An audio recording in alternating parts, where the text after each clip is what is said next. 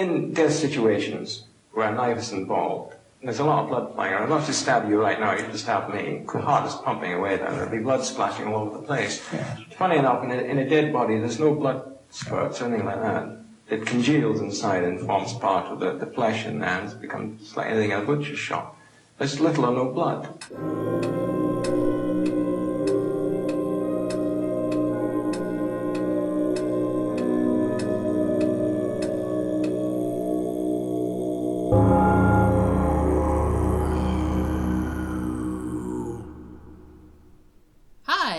Welcome to episode 30 of 13 o'clock. I can't believe it's 30 episodes already. We say that every week, though. We can't be, and I say that every week too. And it seems like, man, it's just like you get an episode done, and then you just have to make another one.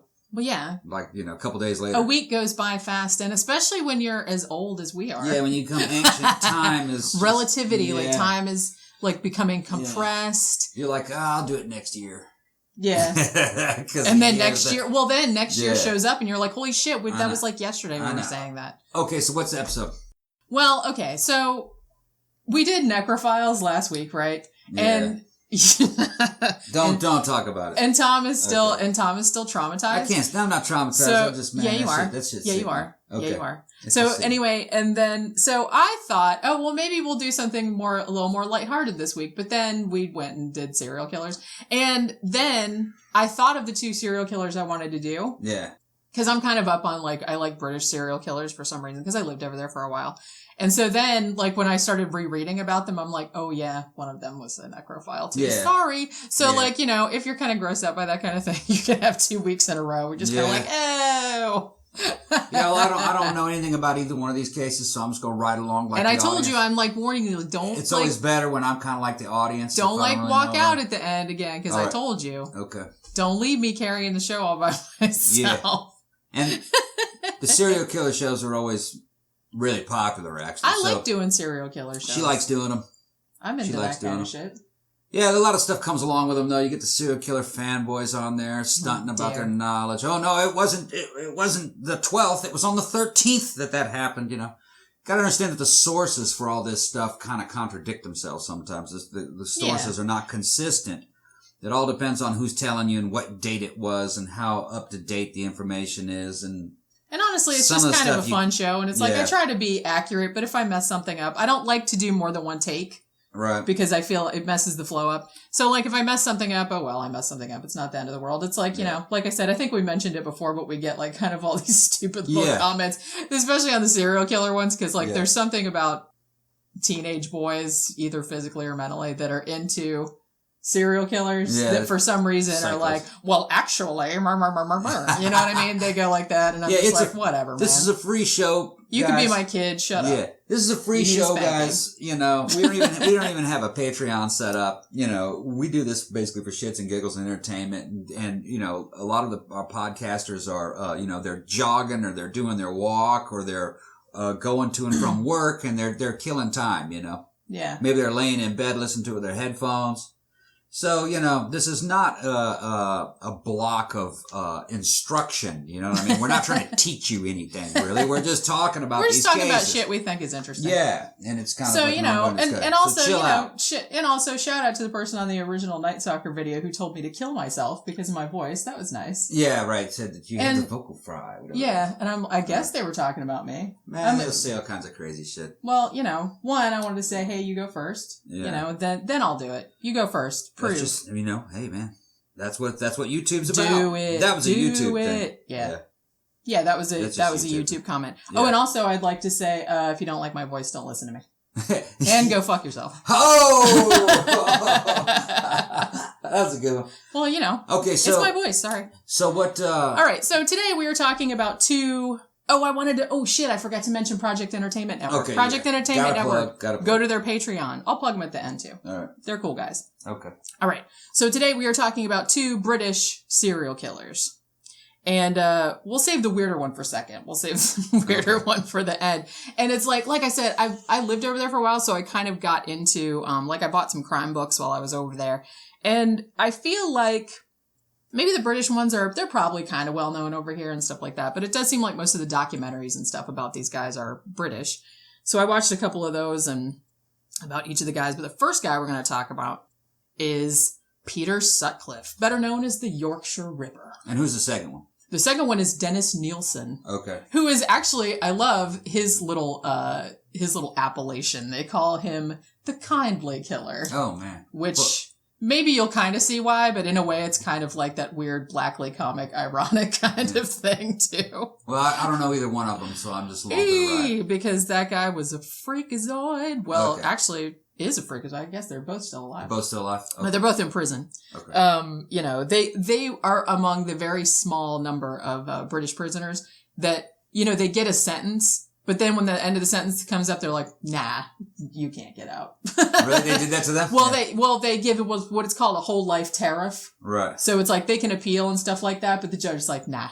Okay. No. All right. So you're staying in there, buddy. So the first guy we're going to talk about, Peter Sutcliffe. Now, Peter Sutcliffe, they call him the Yorkshire Ripper. They gave him that appellation because at first, he had kind of a similar MO to Jack the Ripper.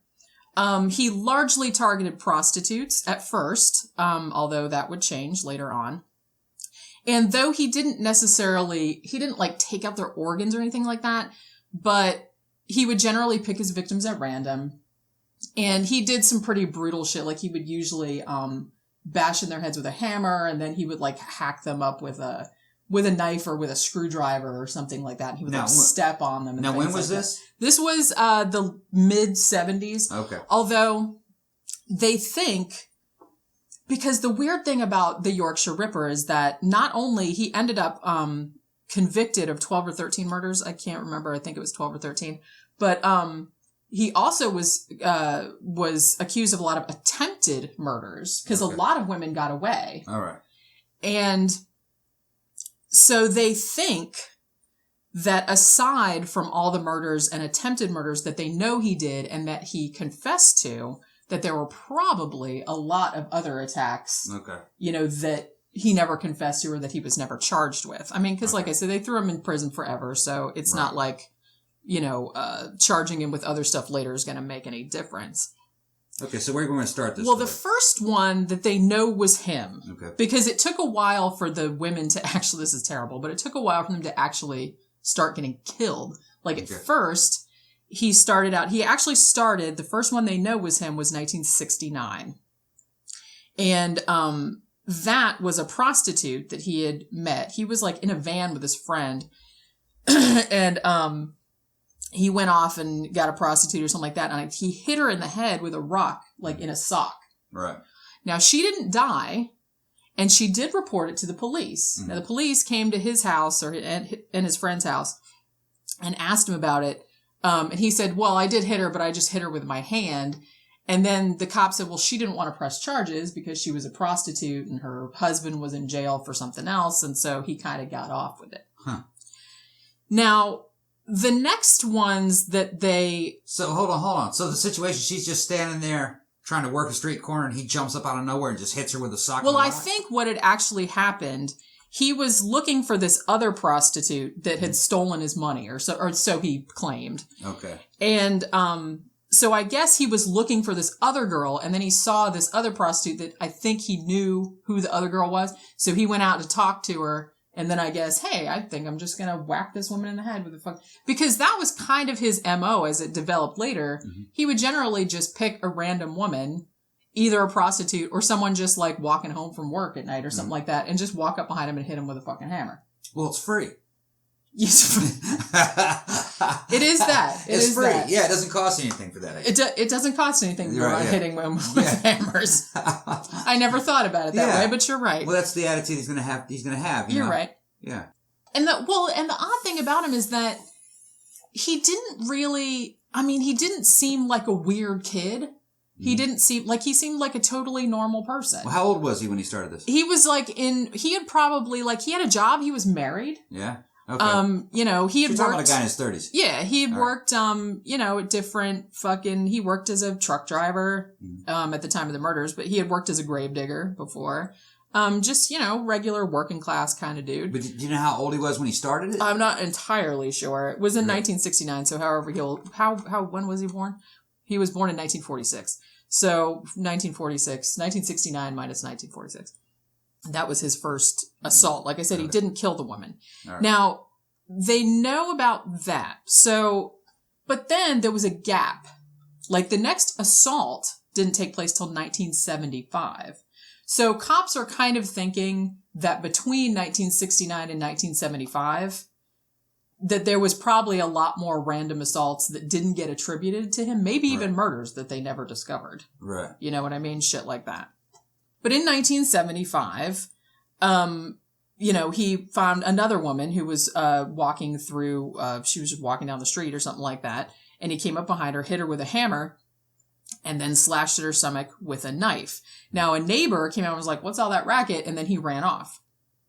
Okay, now she lived.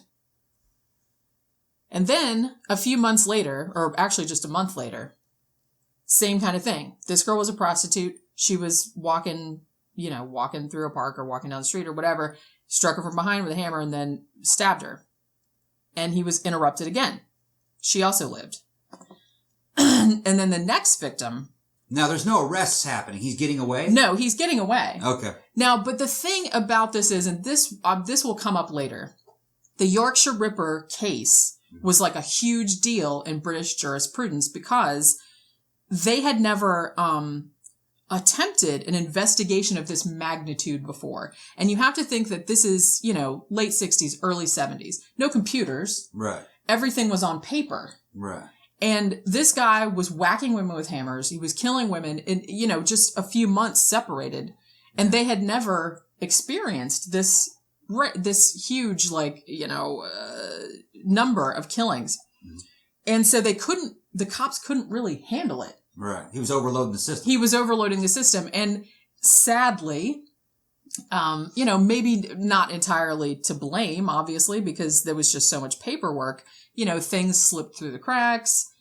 People got killed that maybe it would have been prevented if somebody would have cross-referenced a couple of different things. So, it's kind of a shame. But, the fact that so many of the early victims got away, and reported. Now, some of them didn't report because they were prostitutes, obviously. They didn't want to get in trouble. I thought that was legal in England. No, well, it's not, no, not really. No, it wasn't? It's not really super criminalized. Okay. But, it's more like a misdemeanor. Yeah. But it's, some of them didn't want to get in trouble. How the hell did you survive getting hit in the head with a hammer? He must have not been whacking her. Many of them did. Well, that's what I mean. The thing is, if somebody comes up behind you and hits you with a hammer, yeah, it's like usually... You'd think it would kill you instantly. But if he just didn't get it quite right, or if she just, started... Maybe he wasn't really... Maybe he was just trying to knock him out with a hammer. Yeah. And wanted to kill him after he was done with him. Maybe something like that. Yeah, maybe. But, so... And then, later that month, that one woman got away. Her name was Olive Smelt, I believe. Or that was the one that happened in August. Then there was another one. And then later on that month, he attacked a 14-year-old girl. She was a prostitute?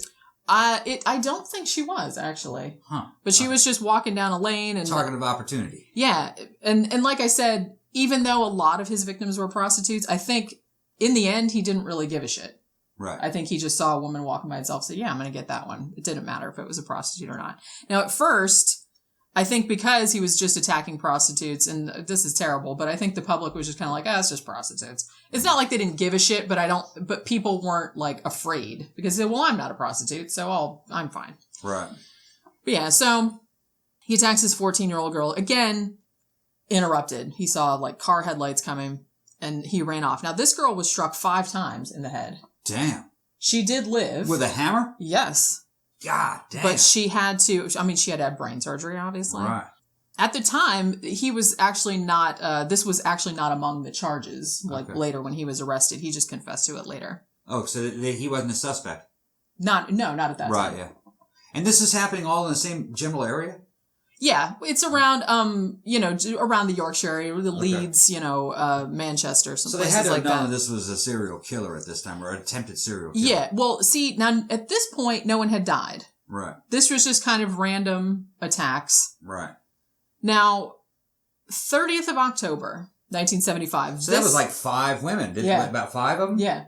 Now, like I said, some of these they didn't know was him until later on. Okay. Because a lot of the timeline, was, that's hindsight. Right, yeah. You know, at the time, they didn't really know. Right. Although, like I said, some of the people had reported, and so they did have kind of, you know, sketches or photo fits of his face. Okay. So, October 30th, 1975, this was his first murder victim.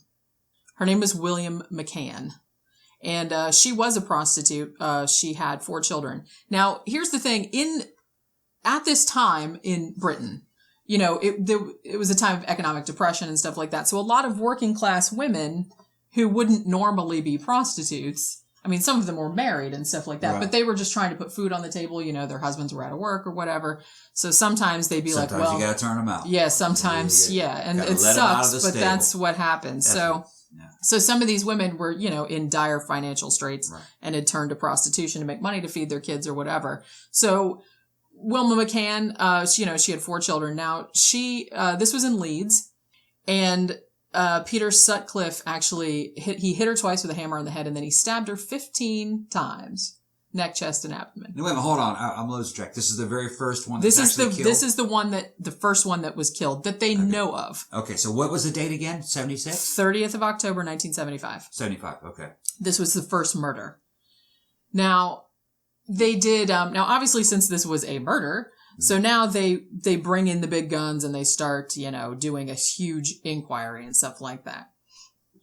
They have thousands and thousands and thousands of interviews. And they can't find him.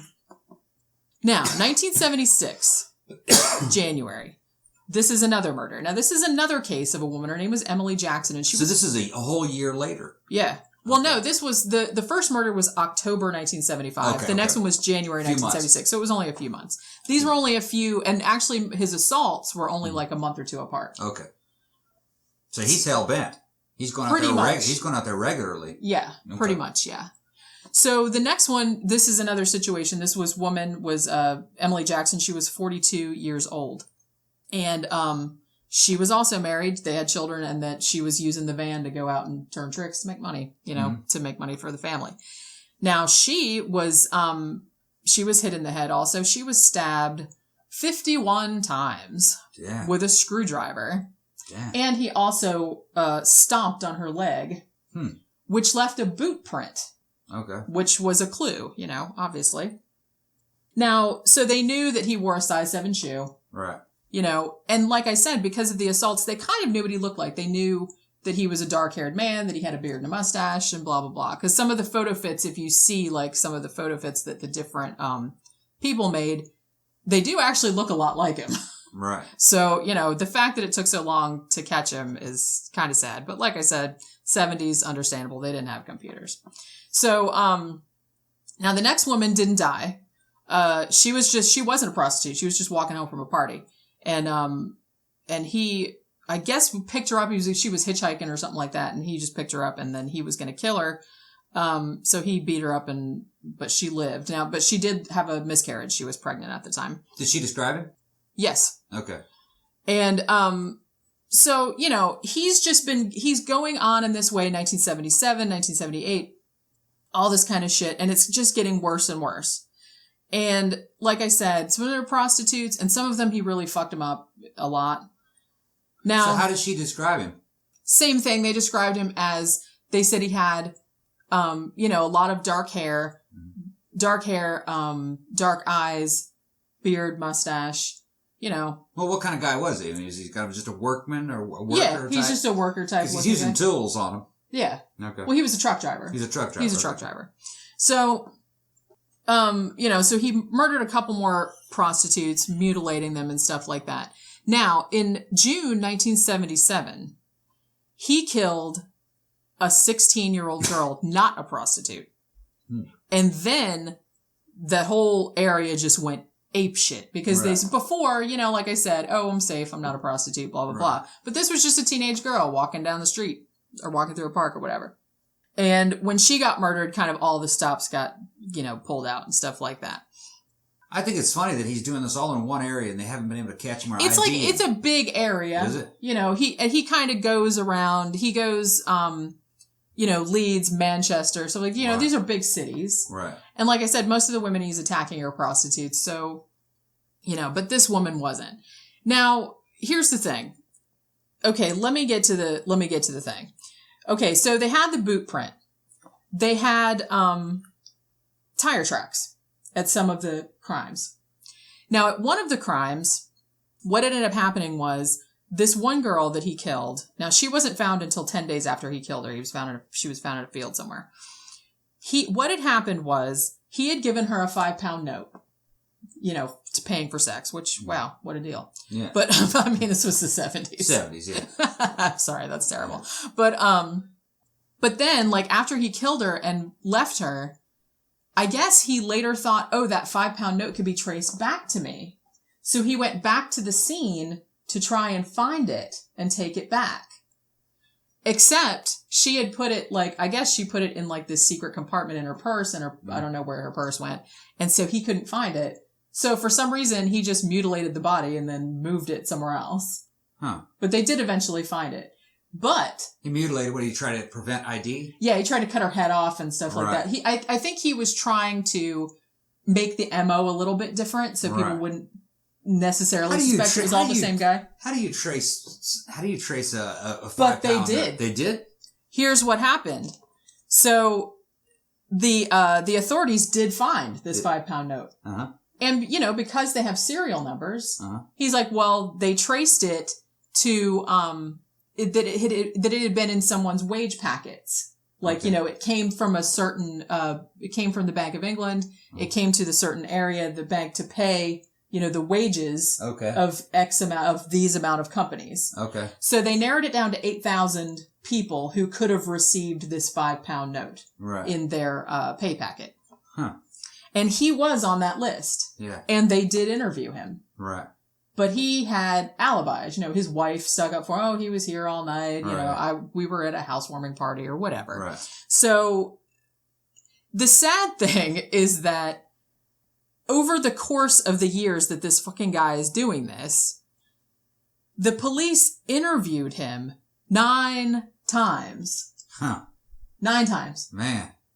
And later on, but like I said, they didn't have any computers. If you look, there's a couple documentaries about it, and it's fucking fascinating. They still have, all the paperwork, right? Wow.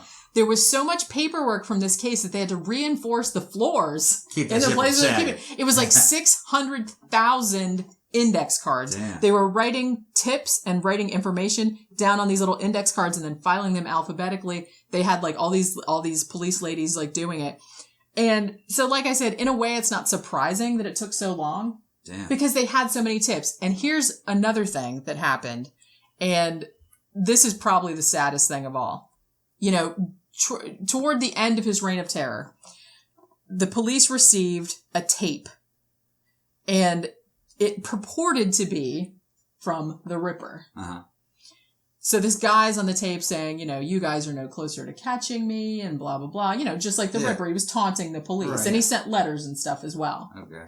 Now, in one of the letters, he claimed that he had killed this other woman. He said, you guys think it's 7 victims, but really it's 8. Mm. And he took credit for this other murder that they didn't know that they hadn't associated with him. So now here's the thing. The cops were torn.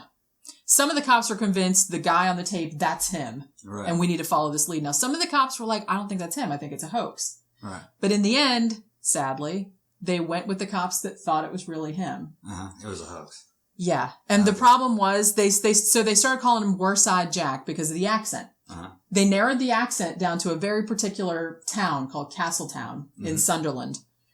And so, this town that they thought he came from was only 5,000 people. So they went to that town. They played the tape for everybody that lived there. They said, anybody know this guy? Who is this? And stuff like that. They couldn't find anybody that knew him and all this other kind of shit. And it was it diverted the investigation for ages and ages. And it wasn't him. No, okay. It was some guy named John Humble, just some drunk guy. Now that guy got 8 years in prison. For doing that? For doing that. Because that shit's not funny, yo. Yeah. Because of that diversion, 3 more women got killed. All right. Because they were going down the wrong alley. Which, like I said, what can you do? What if it was him? It could have been him. Right. But it wasn't. See, because they thought the guy on the tape has a Geordie accent, but, the real guy did not talk like that. Damn. So that's why. And also, one of the letters that this freak sent they got a little bit of saliva off the stamp. And they didn't have DNA then, but they could blood type it. Yeah. And they said, oh, he has a really rare blood type. Only 6% of the population have that. Right? So, and they thought that the blood type matched like some of the evidence from some of the other shit.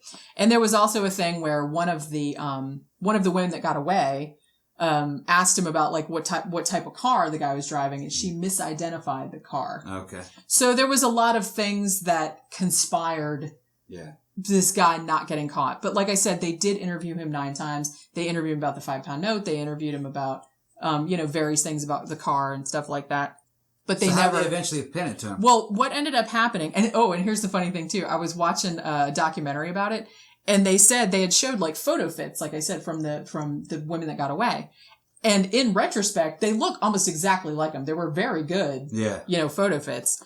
And, they interviewed his brother on there. And he said, when I saw one of the photo fits on TV, it's like, oh, that looks just like my brother, Peter Sutcliffe. Wow. And he's like, oh, that's funny. And then he was like joking with Peter Sutcliffe, like, hey, that looks just like you. You're probably like, and he's like, yeah. And then the brother said, man, if they catch that guy, I should cut his balls off.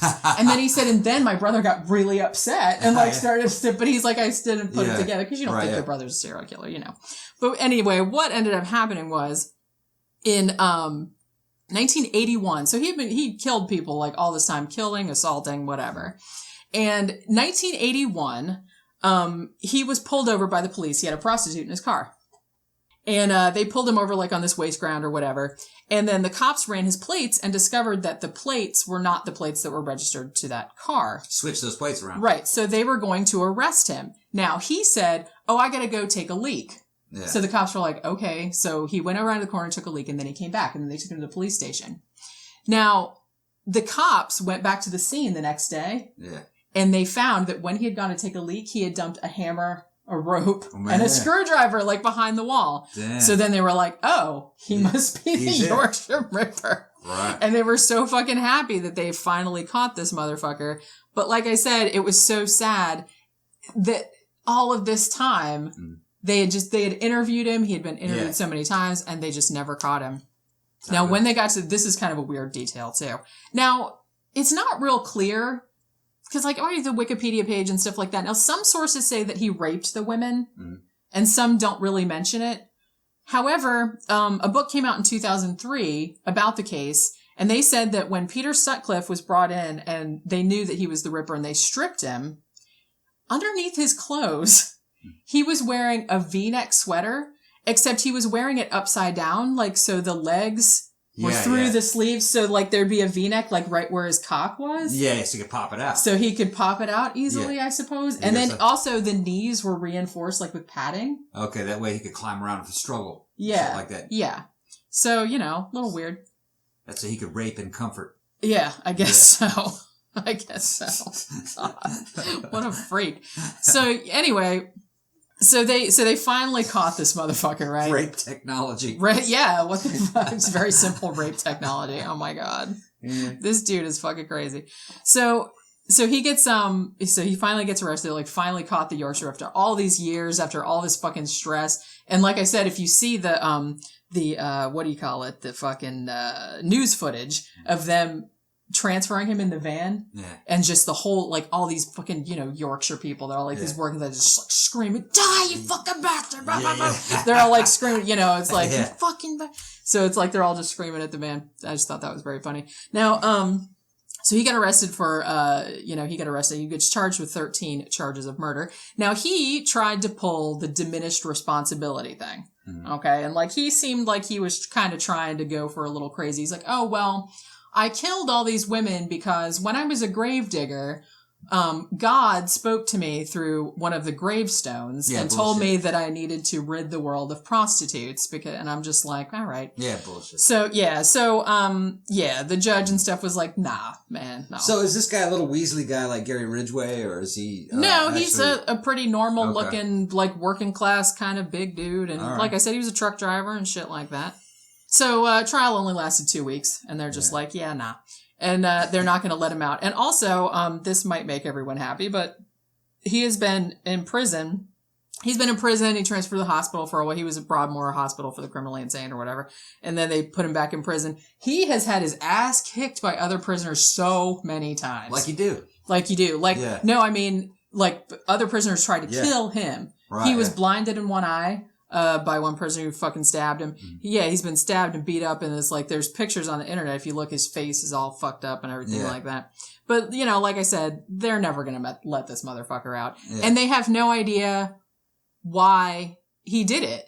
You never know, really. They said he was kind of, you know, sources are unclear. Some friends of his said, he was kind of had a fascination with prostitutes, or he visited prostitutes. Or he had a thing about, like, voyeurism, like he would like to follow dudes with prostitutes and, like, watch them. Huh.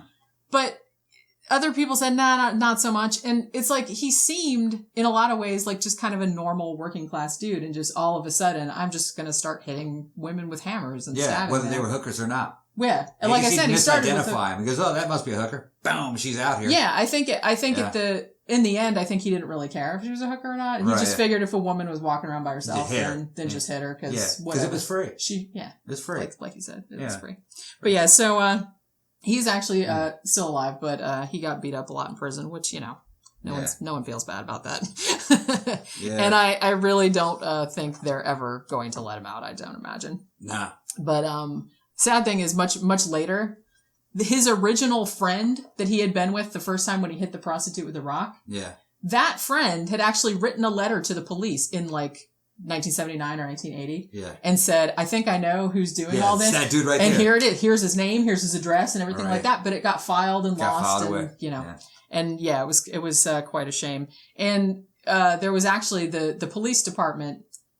You know, if you watch interviews with the guys now, they feel super bad about it. Cause like, you know, of course you do. Yeah. Especially those last 3 women who they think probably wouldn't have gotten killed if they had gotten their shit together. But, you know, like I said, it sucks, but I never heard there of this wasn't much they could have done. Yeah. You know, I've never heard of this one. No computers, no cross-referencing. Yeah. It's, you know, and they had so many leads and so many tips and so many hoaxers and stuff like that. So anyway, that's the Yorkshire Ripper. That's the Yorkshire Ripper. I've never heard of that one. Yeah. So one of England's most prolific serial killers. Okay. And so now we're going to take a break. And after the break, we're going to talk about the fucking freakazoid known as Dennis Nilsen. I don't know this one either. Okay. Well, brace yourself. All right. This one better be good. Because there's more. This one better be good. You're going to get mad again. You're going to get mad again. Mad. Okay. Promise? Okay. Yeah. So we're going to take a break. We'll be back in just a minute. How do people who make stuff up for a living make stuff up? New York Times bestseller Jonathan Mayberry told us. Oprah's book club favorite Sue Miller told us. You know, you sort of take a character and make some bad things happen. How'd we get them to do that? We colored them, just like at a cocktail party, except through your headphones. Join us every Thursday for the Liars Club Oddcast. A slightly unhinged podcast where storytellers interview other storytellers. Available on Project Entertainment Network, iTunes, and everywhere podcasts are heard. Subculture Corsets and Clothing is our favorite store for unusual clothing, shoes, and accessories. They offer a wide selection of men's and women's clothing at great prices. Subculture also offers a cool selection of shoes and accessories. Steampunk, gothic apparel, retro, corsets, and so much more at Subculture Corsets and Clothing. Check out Subculture online at subculturecorsets.com. That's subculturecorsets.com. Make sure you use the discount code 13o'clock for a 10% discount. Subculturecorsets.com or visit their store in Jacksonville, Florida, just off I-95. Bizarre! It's Bizarre, the bizarre and weird fiction podcast, hosted by me, Mr. Frank. Bizarre is the showcase podcast of the bizarro fiction genre. And those who write weird and read weird are going to love this podcast, where each week we talk to everyone who is anyone in the bizarre and weird fiction realm. So join us here every Monday, presented exclusively by Project Entertainment Network. Hollow Earth, graphic design by Jenny Ashford, specializing in posters and flyers. Special rates for bands and artists. Quick turnaround times. Books and CD covers. Consultations through email or Skype. Logos and packaging. Payment through PayPal. Ads and promo materials. Satisfaction guaranteed. Visit the Facebook page at Hollow Earth Design or email hecate80@hotmail.com. All right, we're back talking about British serial killers. Now, this half of the show was probably a lot less pleasant than not like the first half was pleasant. But yeah, so this guy. I don't know, Yorkshire Ripper's kind of standard to me. That is a lot like the like Jack the Ripper, yeah. Kind of like Jack the Ripper, but he evidently wasn't cutting him up as bad. Yeah. All right. And but the hammer thing, that's it's weird. And like I said, it doesn't seem like he didn't really have a motive, really. And he just seemed like a regular dude, and he's just like, I'm just gonna suddenly, yeah. Just an asshole. Yeah, just an asshole. Yeah. Now this guy, okay, Dennis Nilsen. Okay. This guy had a little bit more, not a super weird childhood, but, he was kind of, quiet kid, whatever. And he actually part Norwegian. His dad was Norwegian and his mom was Scottish. So he was born in a little remote area of Scotland and was real close to his grandfather. His grandfather was a fisherman, so he grew up around fishing boats and shit like that. Now, his grandfather died when Dennis was 6 years old. And later, he claimed that his grandfather dying, he had a heart attack when he was out on a fishing boat. And they brought the body back and put it in a big box and put it in the house. And Dennis said that his mother, said to him, "Oh, there's your grandfather. He's sleeping." Yeah. You know what I mean?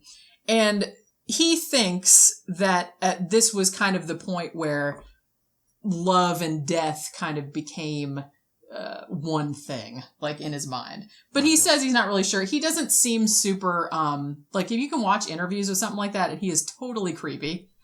But he's creepy because, I know this is going to sound weird to say, but he's creepy because almost not creepy. Because he seems normal and very matter of fact. Yeah. And he also doesn't really seem to have much insight into his own behavior. He's just like, I don't know, you guys should figure that out. I don't know why I do it. Weird. Okay. And also, and I think too that he wanted to get caught. Okay. It seemed like. All right, well, tell us the story. Now, the way let's work from the way he got caught, and then we'll work backwards, because he'd been doing it for several years, between about the end of 1978 and beginning of 1983, which is when he got caught. Now, what was up with the 70s? See, that's what you don't really. We were alive in the 70s. It was a weird time, but there were so many serial killers. Yeah. It seems like all your big ticket serial killers, 70s and 80s, like late 60s to early 80s. Yeah. You don't really see that type of shit anymore. No. Maybe because it's so much easier to catch people now. Like you can catch them before they go on to do that kind of crap. The internet, interconnectivity between people somehow released some of the pressure. Maybe, because like back then it seemed like there was too much isolation. And I think that might have happened too a little bit in Dennis Nilsen's case because he was gay or maybe bisexual. We're not real sure. Yeah. He wasn't like a super sexual person. Bisexual? But you buy him something and he feels sexual? Yeah, we're all like that. Buy me something and I get sexual real quick. But yeah.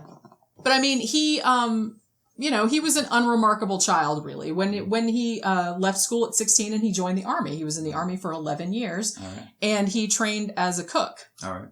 Actually, as a butcher. All right. Which would help him later on. Okay. And then after he got out of the Army, he actually joined the police force. Okay. Although he was only in for about a year. All right. They said for some reason he really liked regimentation. Right, yeah. Which I guess a lot of these kind of guys do. And I like that. Yeah, I like that. You better not be a serial killer. Don't. You confess right now if you are. No, I'm just kidding. I loved it. I loved the Army. Yeah, but and then after he left the police force, he got a job at a job center, like helping people get jobs. So he was a civil servant, basically. Now, how he ended up getting caught? Because let's go and then we'll work backwards. Because this is pretty fucking gross. He lived in this, it's actually a really nice house. There's still pictures of it. But it had been divided into like several different flats. Now, he lived in the attic flat. And people started to complain that the drains in the house were all backed up.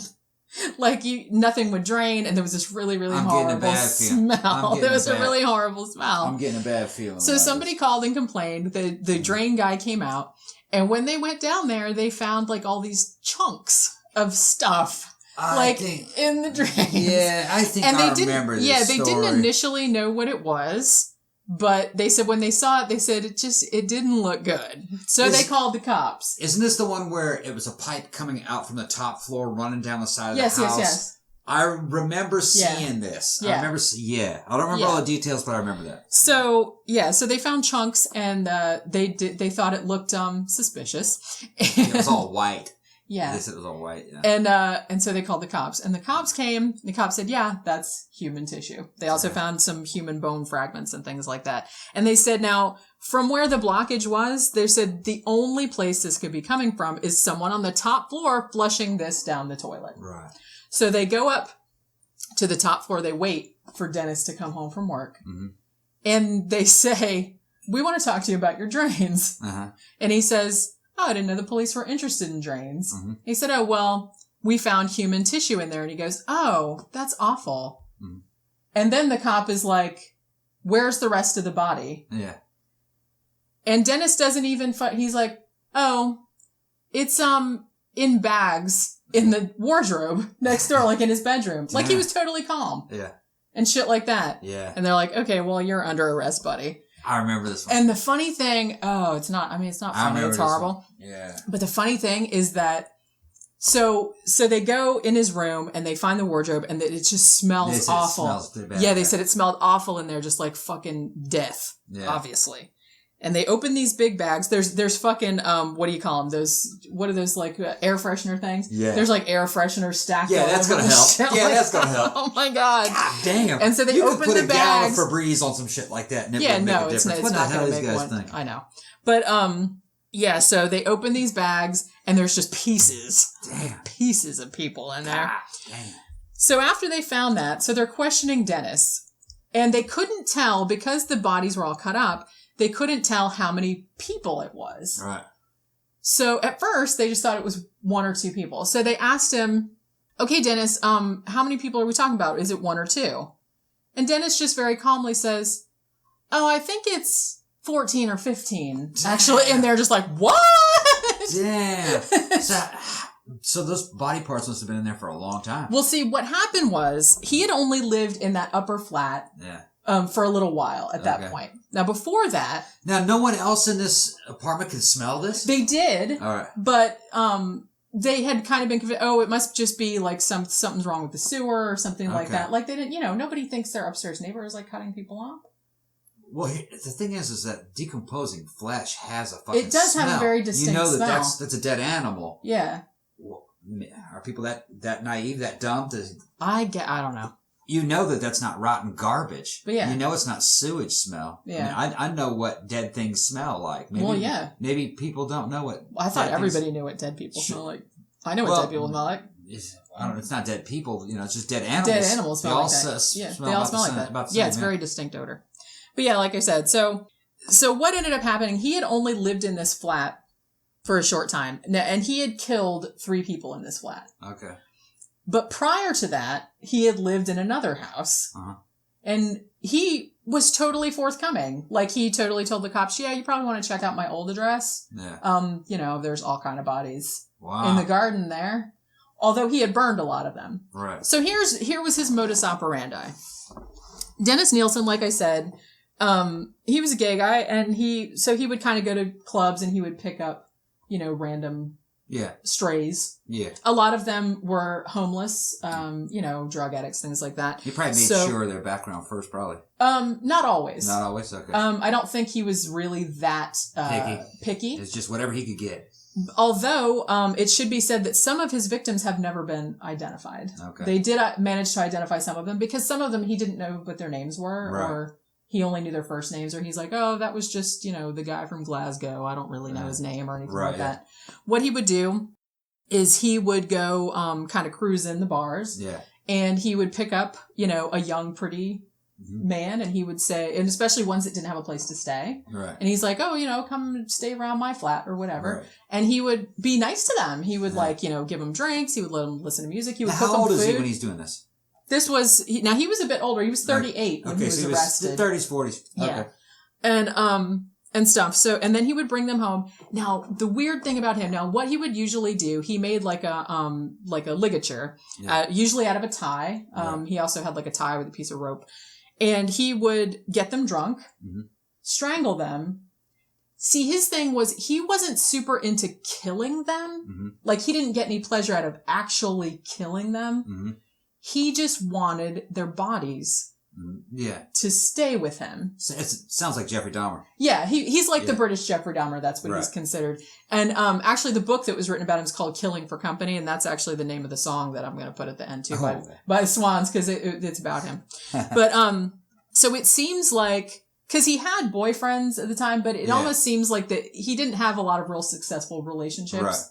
And I think he had kind of resigned himself to the fact that he was always going to get abandoned. Right. So he would kind of pick up these really young, pretty boys that didn't really have anywhere else to go. Sounds just like Jeffrey Dahmer. Yeah, and he didn't want them to leave him. Right. So what he would do is he would get them drunk. He would strangle them. If they were still alive, he would drown them in the tub, and then he would wash them in the tub. Sometimes he would get in the tub with them and hang out. Damn. And then he would put them in his bed, and he would sleep with them. Now he says that he never actually penetrated them, like sexually penetrated them. Right. Although what he would either masturbate over the bodies, or he would kind of like stick his dick in between their thighs and rub one out that way. Damn. You know what I mean? So he would do that kind of stuff. Jeez. Now, obviously, after a while, the bodies would start to decompose. Okay. At which point he would usually cut them up, because like I said, he was a butcher, so he was very good at that. He would cut them up and he would put them under the floorboards. And some of the bodies that they found in his first residence had been in there for like a year and a half. Damn. Like had been under the floorboards. Now, sometimes after a while, he would drag the bodies out, because in his first residence, he had exclusive use of the back garden. Mm-hmm. So he would drag them out to the garden and he would put them on a pyre, and then he would put tires on top of it just to mask the smell when it burned. You know what I mean? So you would just smell burning rubber. Well, damn, where do you live? I don't know, England somewhere. Because you start burning tires, it makes a lot of black smoke. That would attract a lot of attention. Why don't they just bury these things? These guys can. Well, then what he would do then was that he would burn it and then he would crush up the bones that were left. Now, after police caught him, they found over thousands of bone fragments in his yard of the first house. Now, see, what happened was when he moved. This is why I'm saying I think he wanted to get caught. Right. Because when he moved from his ground floor flat to the attic flat, he didn't have access to a garden anymore. So it's not easy to hide bodies. So he thought to himself, and he said this to the police. He said, I hoped that would make me stop. Oh, okay. You know what I mean? Right. And because like I said, once the police caught him, he was just kind of like, oh, guess you got me. And he was very forthcoming. Huh. He wrote pages and pages of stuff, trying to help them, trying to remember, trying to identify the people. Right. He's like, I'm sorry, I can't remember all their names. And he's like, he looked like this, he had this tattoo or whatever. And it's so, and he did tell the investigating officer, he's like, if you guys hadn't caught me, it wouldn't have just been 15 murders. It would have been 150. Right. I couldn't stop myself, he said. Huh.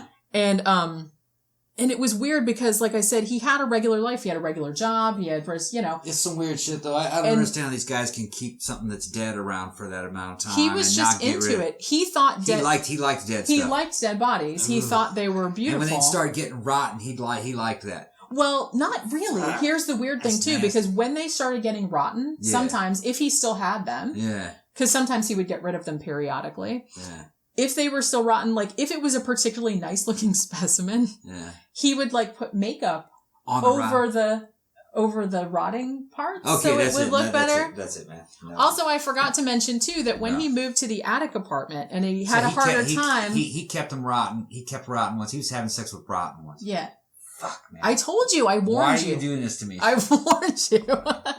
I also forgot to mention that when he moved to the attic flat and he had to, dispose of the bodies by cutting them up into little pieces and flushing them down the toilet, which is how he ended up getting caught because the drains were backed up, he would also cut off their heads and boil their heads in a pot on the stove to separate the flesh so he could pull the flesh apart and pull it down the toilet.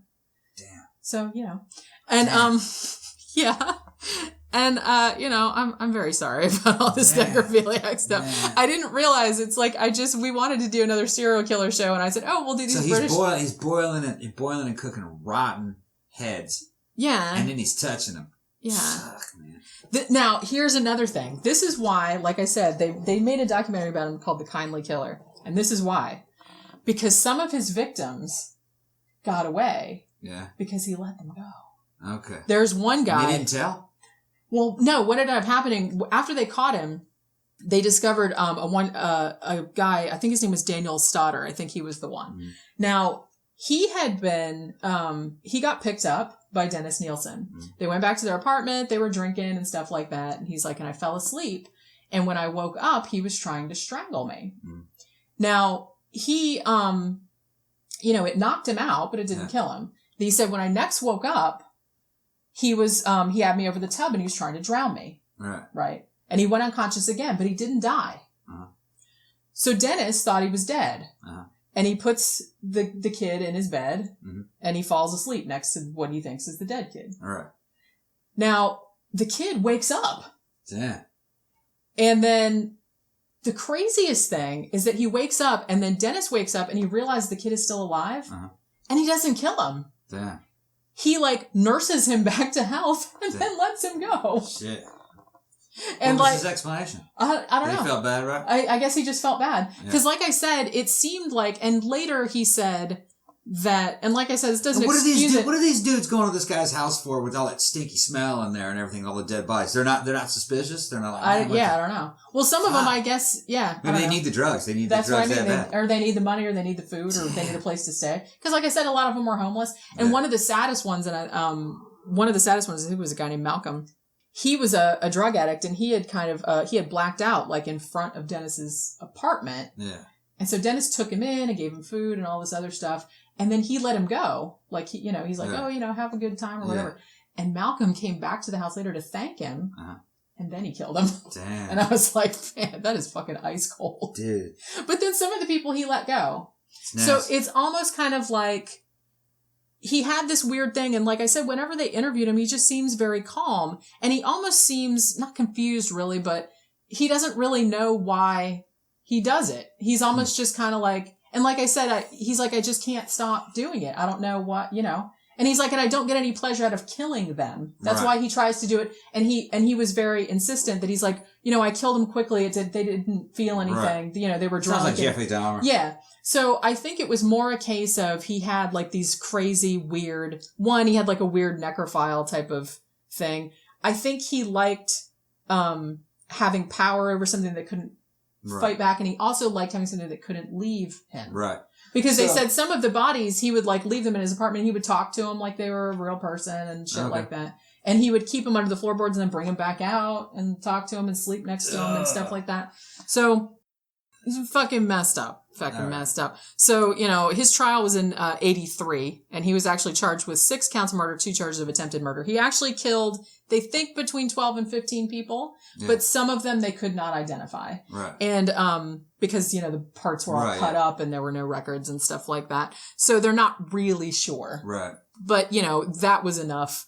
Well, that's a good one. To convict him. Yeah. I've actually, I saw a little bit of this case on television. I think we did watch a documentary. It was a weird case. And it was the same kind of thing where at the trial, he tried to argue just like the Yorkshire Ripper did, that diminished responsibility. I would get drunk and I would go, I didn't really know. He didn't say he didn't know what he was doing. I don't know why these guys try these defenses. But well, I guess that's all they can do because he'd already confessed. He said, I killed him. He'd already confessed. He's going to get life. He's in England. They're not going to give him the death penalty. I don't think they have the death penalty there. So why even fight it? I don't know why, I mean, the thing, you're going to prison. You're not getting out. Yeah. You might as well just go, It's like you're either going, and really. You might as well just man up. Yeah, I did that shit. I did that shit and it was cool. You know what I mean? But like I said, the creepiest thing, and actually at the beginning of the show, I played a little bit of, and actually shit. I also had the fucking, you know what I did? What'd you do? I forgot. When we were doing the part of the Yorkshire Ripper. Yeah. I actually had audio of that tape. Oh, really? Of the fake guys tape that they sent to the thing, and I was gonna play. Oh yeah, well you put it in there. Well I'll put it at the end. Yeah. But at the beginning of the show, that voice at the beginning, that was Dennis Nilsen. Okay. And like I said, it's very creepy the way, you know, that he's just very matter of fact about, because they were like, well, wasn't there a lot of blood and stuff like that? He's like, well, you know, by the time I cut him up, you know, they were usually had been dead a while, so it wasn't as much blood as you would think. And he also would like cover the floor with plastic and stuff like that, and he would take all his clothes off, so he didn't. Right. So you know, he was thinking ahead, I guess. But I know, and you know, it's kind of gross. Is like, you know, the pot that he used to like boil the heads and stuff like that. It's in there's in Scotland. There's something called the Black Museum. You know what I mean? The Scotland Yard's Black Museum. That same pot that he boiled the heads in, would he use that pot for cooking? You know what? I don't know. I bet you he did. He probably did. Fucking asshole. I know, so fucking gross. He's such a fucking weirdo. But yeah, so they kind of tried to say these dudes don't have any sanity, diminished responsibility or something like that. But totally unsanitary. But the judge was the judge was like, nah, you're not getting away with that. Totally unsanitary. Yeah. So so that guy went to prison and fuck him. Yeah, pretty much. Yeah. He's fucking fuck them both. I don't care about that. Wrap this shit up, man. No, I'm getting mad again. All right. Well, okay. Well, luckily it's the end of the show. I told you this was going to happen. No, whenever. Okay, but before it takes time for it to take its toll on me. You know, I start thinking about it and the ramifications and the impact of it. You know what I mean? And I'm just like, I start glitching out. I don't like that, man. I don't like that at all. I know. They're dead. Yeah. I know. Yeah. Sorry. But anyway, well, I'm sure there was a lot of other, and like I said, okay, what I'm going to do right now, like I'll do the end part. Do some. Okay, shut up. Okay, hold on. So I'll do the end part right now, and then before, like, I wanted to play like that fake Yorkshire Ripper tape. Go ahead, play it. So I'll play that, and then after that, like I said, our musical interlude. Play it. Our musical interlude is going to be from actually one of my favorite bands. You don't like them, but one of my favorite bands, Swans. I like some Swans. And they wrote a song actually called "Killing for Company," and it is about Dennis Nilsen. Let it roll. Some people think that it's about Jeffrey Dahmer, but it's not. It's about Dennis Nilsen. Okay. So I'm just going to play a couple minutes of that, and so I guess that'll do it for this episode before he gets to. Yeah, I'm getting mad. He's getting. Bye bye. So anyway, if you like the show, please go to the Project Entertainment Network Patreon and give them $1 or $2. They have a lot of cool podcasts on there too. If you like our YouTube show, then please subscribe to our channel, 13 O'Clock Podcast, and go, follow us on Twitter and go like our Facebook page, which are also called 13 O'Clock Podcast. And now we're going to hear from the fake Yorkshire Ripper, and then we're going to hear from Swans talking about Dennis Nilsen. And then that'll be the end of the show. So hope you guys liked this disgusting episode. Bye. I'm Jack. I see you are still having no luck catching me. I have the greatest respect for you, George. But Lord, you are no nearer catching me now than 4 years ago when I started. I reckon your boys are letting you down, George. They can't be much good, can they? It's cold at night. I'll kiss your velvet skin.